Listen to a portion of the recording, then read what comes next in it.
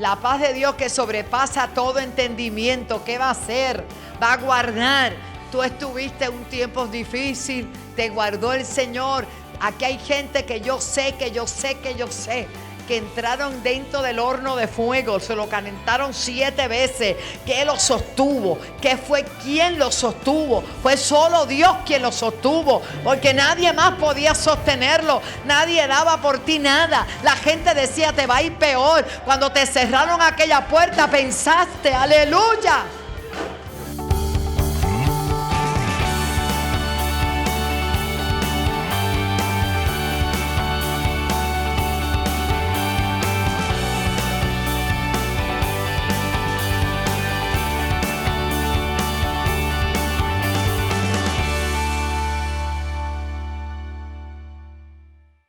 Antes que todo, el capítulo 1 del libro de los Hechos, nos habla, son como las últimas palabras, ¿verdad?, de Jesús y las últimas directrices de Jesús para sus discípulos. Y aquí dice, en el capítulo 1 de Hechos, vamos a leerlo desde el principio, y abra su corazón, y bendigo a toda la audiencia televisiva y bendigo a los que van a escucharnos en la radio y a todos los que están a través también de las plataformas digitales, las redes sociales. Dice, en el primer tratado, oh Teófilo, hablé acerca de las cosas que Jesús comenzó a hacer y a enseñar. Es importante a enseñar. No solo hacía, sino que enseñaba. Toda nuestra vida debe estar basada en aprendizajes, en hechos y aprendizajes. El que deja de aprender, deja de vivir. ¿Me escuchó? Todos los días hay un aprendizaje en nuestras vidas. Todos los días debemos tener la mentalidad abierta, ¿verdad? El espíritu dispuesto a ver qué yo voy a aprender hoy. Todos los días, cuando usted deja de aprender, es como un estancamiento que se produce en su vida. Así que debe haber siempre una disposición en usted de aprender, y sobre todo en las cosas espirituales. Y aquí dice que Jesús hacía y enseñaba. Diga conmigo, hacer y enseñar. Amén.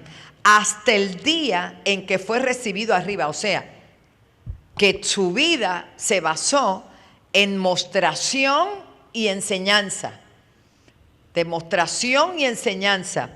Hasta el momento que fue recibido arriba, después de haber dado mandamientos por el Espíritu Santo a los apóstoles que había escogido, a quienes también después de haber padecido se presentó vivo, con muchas pruebas indubitables, o sea, nadie podía negarlas, apareciéndoseles durante 40 días y hablándoles acerca del reino de Dios.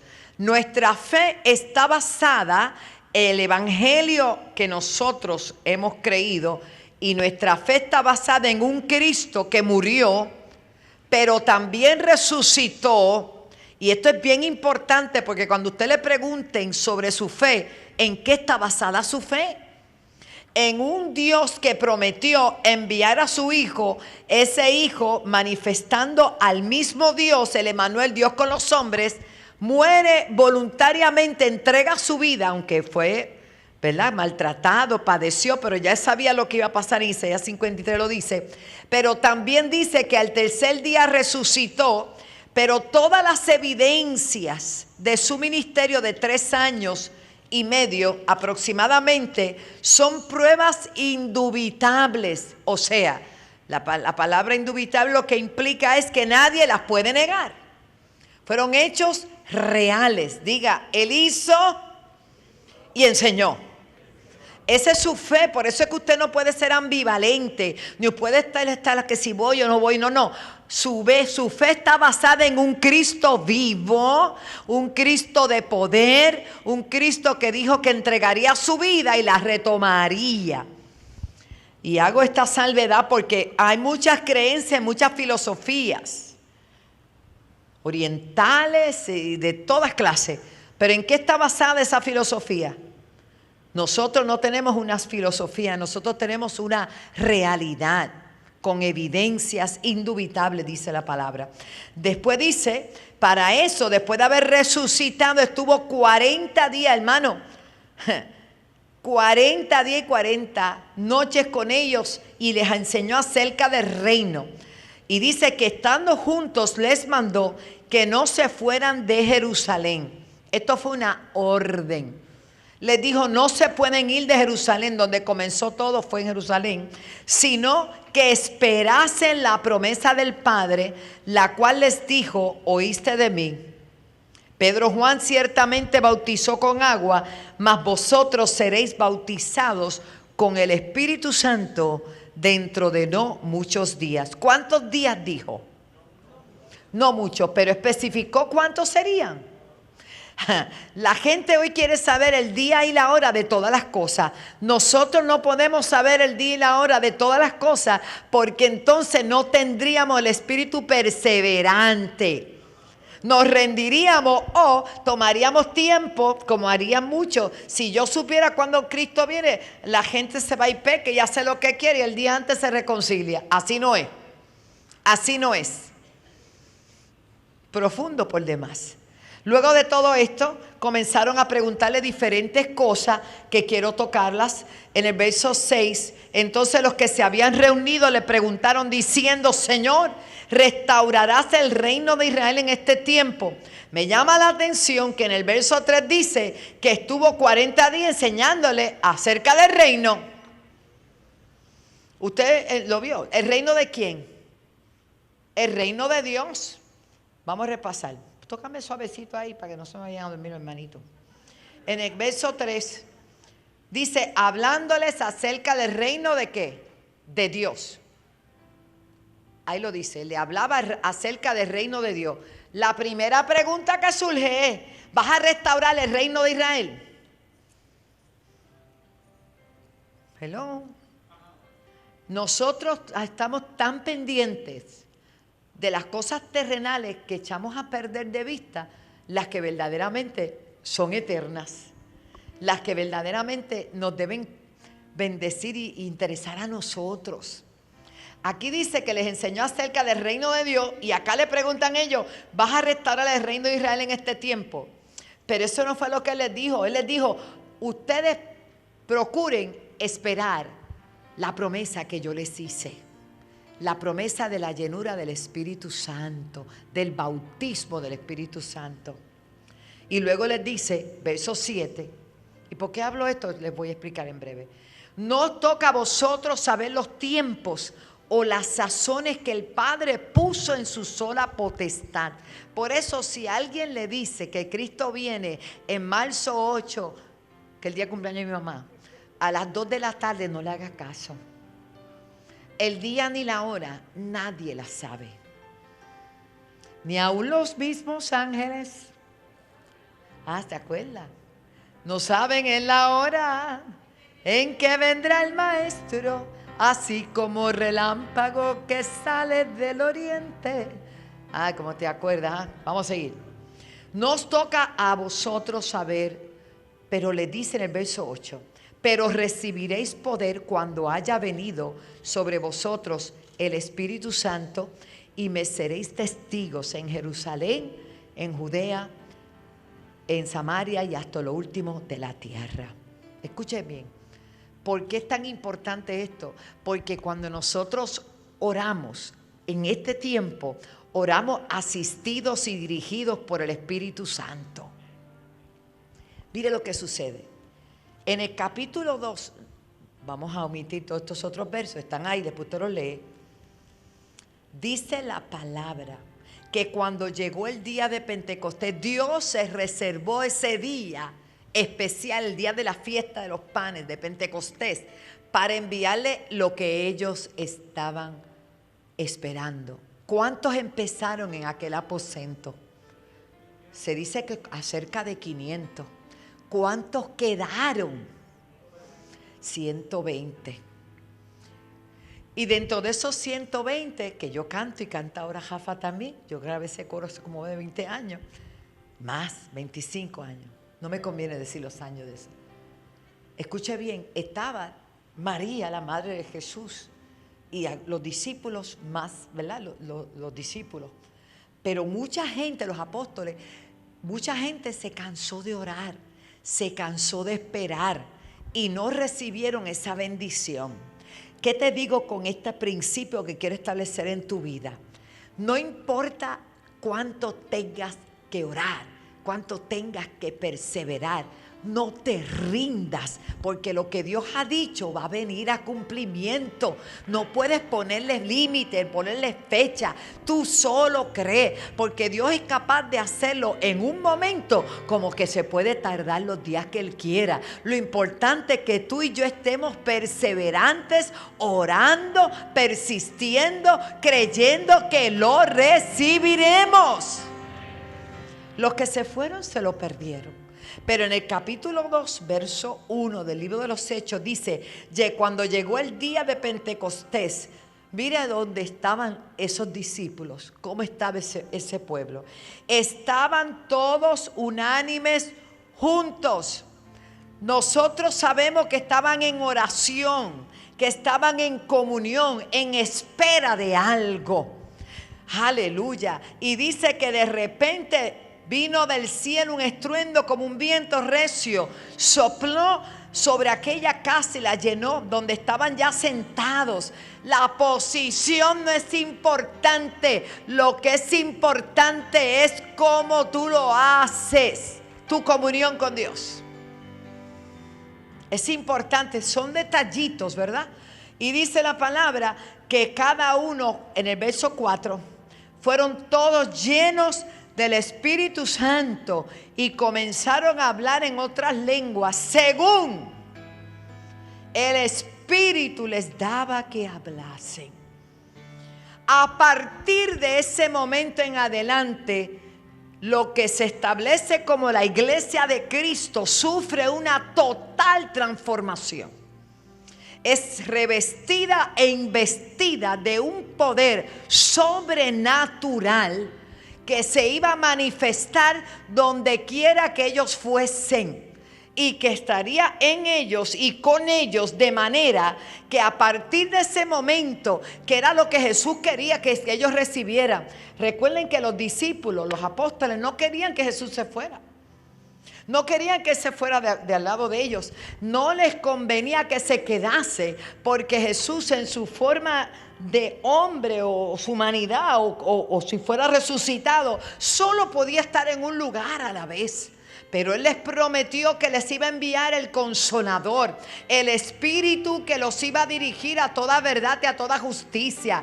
El Espíritu que era capaz de morar en vasos lavados con una sangre, aleluya, que a pesar de nuestra pecaminosidad, porque este cuerpo, bendito sea Dios, pero Dios nos permite tener que habite en nosotros la persona que alguien me llamó y me decía: pastora, ¿qué pecado no es perdonado? Y yo, ¿por qué?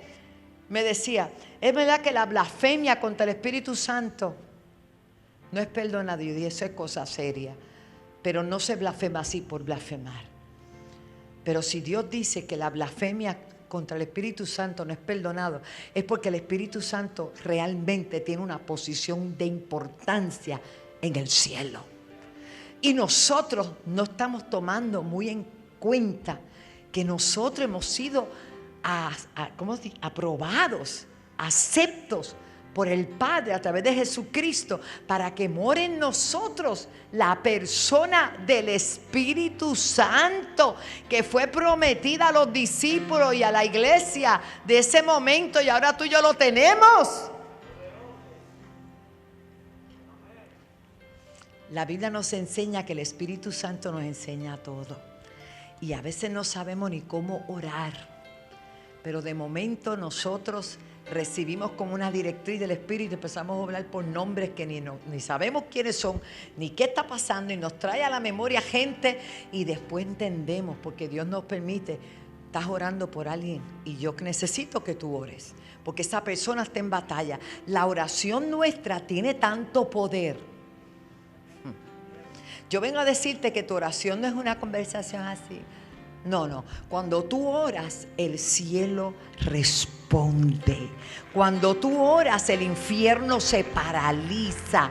Cuando tú oras, los ángeles reciben directrices. Oh, aleluya.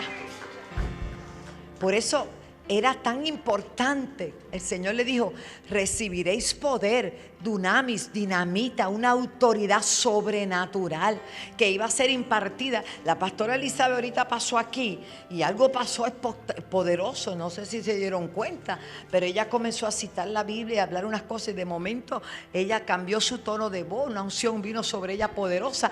Hermano, eso es el Espíritu Santo. El Espíritu Santo pone una persona ordinaria y la pone en una forma extraordinaria. De momento tú comienzas a hablar y te llena del Espíritu Santo y tú dices: esto es una autoridad, es un denuedo, es algo sobrenatural, que tú lo tienes, que tú lo tienes, que tú lo tienes, que lo tenemos. Por eso es que orar es nuestro deleite, debe ser nuestro deleite. Orar no es solo estar en una esquina. Imagínese usted orando en una esquina. Usted tiene que estudiar, usted tiene que trabajar, usted tiene que cocinar, usted tiene que hacer mudanza. Mi alma alaba a Dios. Usted tiene que hacer muchas cosas. Pues entonces, ¿cómo usted ora? ¿Cómo es que, pastora, si dice que tengo que orar sin cesar? Usted no va a dejar de orar. Usted va a estar... De momento yo salgo rabashan, los pejeritos me mirarán que estará diciendo esta. Olvídese, en el carro, donde quiera que usted está en comunión, una continua comunión con el Señor. Aleluya. Ahora sí, vamos. El Señor establece sobre su iglesia la prioridad que deben tener era ser llenos del Espíritu Santo. Esa era la prioridad. Así que el poder de la oración nunca podrá ser subestimado. Lo dijimos hace un tiempito, el miércoles pasado. Santiago 5, rapidito. Quiero que me dé tiempo, denme 2 horas por lo menos. Santiago 5, 16. Aleluya, 5, 16. Yo les dije a ustedes que para que la oración tenga acceso, ¿qué dice? Confesad vuestras ofensas unos a otros, orad unos por otros para que seáis sanados. La oración eficaz del justo puede mucho. Eso es un principio. Tenemos verso 17.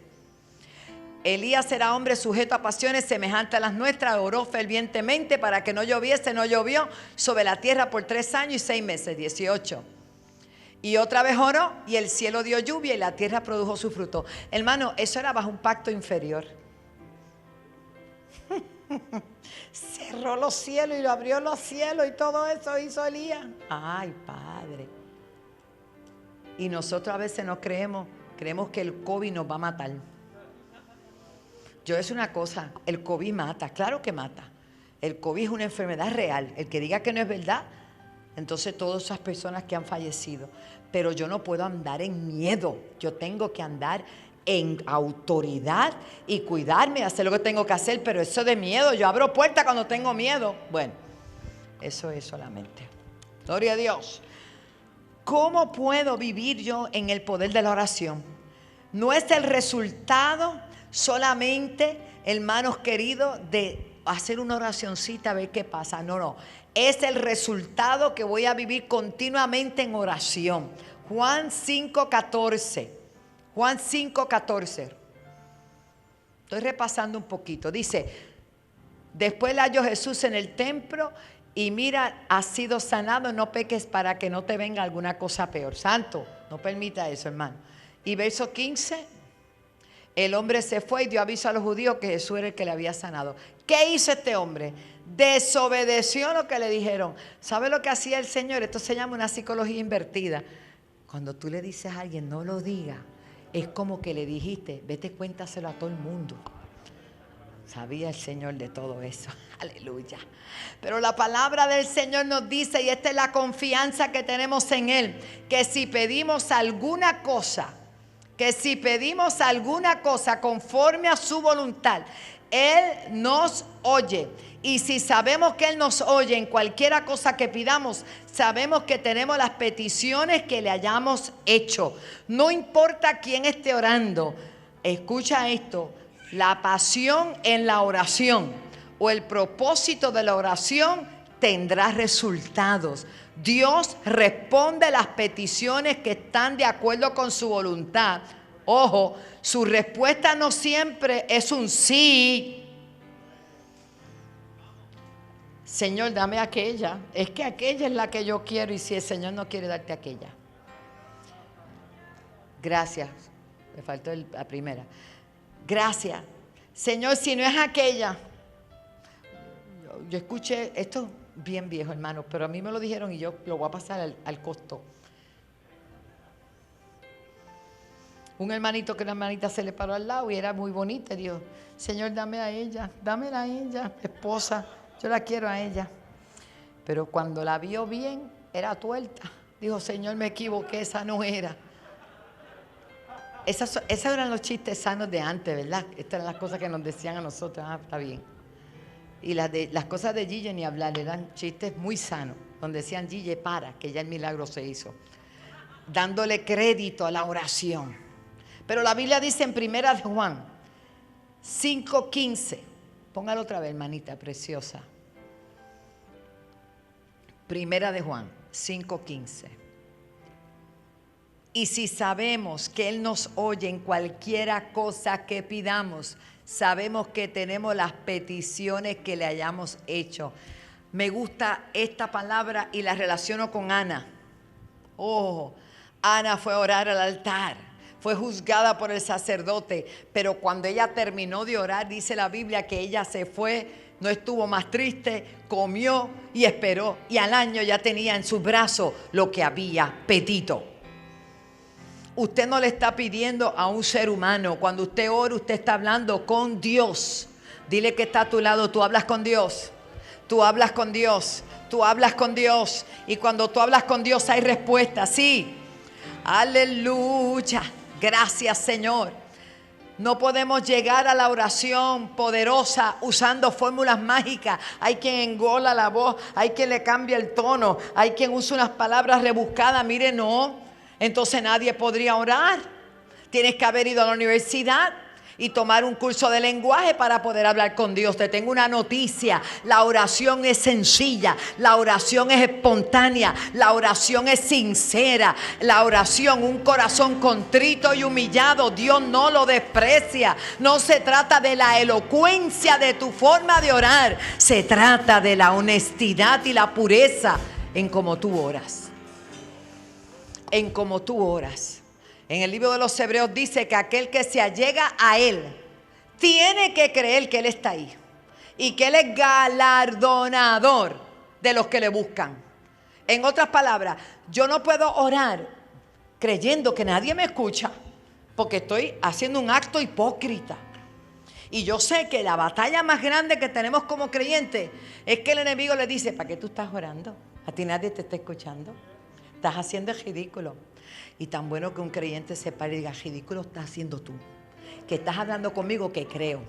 Que estás hablando con alguien que ha sido transformado. Que estás hablando con alguien que ha sido bendecido por el poder de Dios. Que estás hablando con alguien que sí cree que Dios es real. Oh, gloria al Señor. ¿Cómo podemos combatir esos pensamientos que llegan? Por la palabra. Satanás no respeta a nadie. No se crea que porque usted es de la senda lo van a respetar.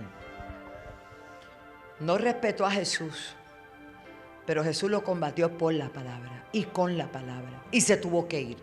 Ojo, como único tú vences es con oración, sometimiento y por la palabra. Porque ¿qué hacía Jesús allí? Estaba en oración, estaba en ayuno. ¿Y con qué respondió? Con la palabra. ¡Oh, aleluya! Sí, porque solamente no es con la palabra y viviendo la vida desordenada. No. Tiene que ir acompañado con hechos, con vida, con búsqueda. La misericordia de Dios es extraordinaria. Bueno, así que no tienes que usar unas palabras rebuscaditas para que te oigan.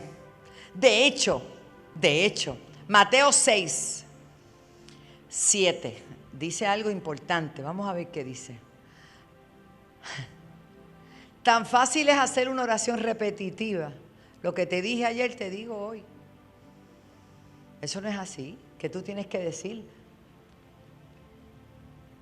No uséis vanas repeticiones, y lo dice Jesús hablando, como los gentiles que piensan que por su palabrería serán escuchados, serán oídos. El próximo verso dice, no os hagáis pues semejante a ellos. Dios, escúchenme bien, Dios aborrece la hipocresía. Llegó un momento que Dios se aborreció, se molestó, que ya no quería ni las ofrendas que le llevaban porque lo hacían por rutina y por aparentar. No hagas nada nunca por aparentar ni porque alguien te vea. Todo lo que tú hagas, sea de palabras o de hechos, hazlo como para Dios, para que Él se agrade. No se sorprenda en este tiempo cosas que van a pasar y seguir pasando tristemente, porque hay gente que está cayendo en la hipocresía espiritual, creyendo que pueden engañar a Dios, pero Dios no puede ser burlado. Todo lo que si no hay pasión, si no hay entrega, si no hay integridad, si no hay honestidad, Dios lo sabe. Dios no va a respaldar lo que no es de Él. Así que si te has puesto tibio, frío o algo, busca calentarte, porque solamente en el Espíritu podemos agradarle. Por eso Él dice, busco adoradores que me adoren en espíritu y en verdad. O sea, que sean reales, no que adoremos a Dios de labios y que nuestro corazón esté lejos de Él. Cuidémonos de caer en algo así. Yo le digo, Señor, cuídame. Hacer la oración de Jabes es importante. Que no me dañe. Que no me dañe. Porque a veces cuando te adulan y te dicen que bien te quedó y un líder empieza a despuntar, porque vas a despuntar, porque es necesario que tú crezcas. Ante la situación que estamos atravesando, ahora tiene la oportunidad de apoyarnos con su aportación a través de las plataformas alaba.org, ctni.org, ATH Móvil Business Alaba 7. También puede enviar su aportación a Iglesia La Senda Antigua, P.O. Box 24, Toalta, Puerto Rico 00953, y así apoya a la telecadena CTNI.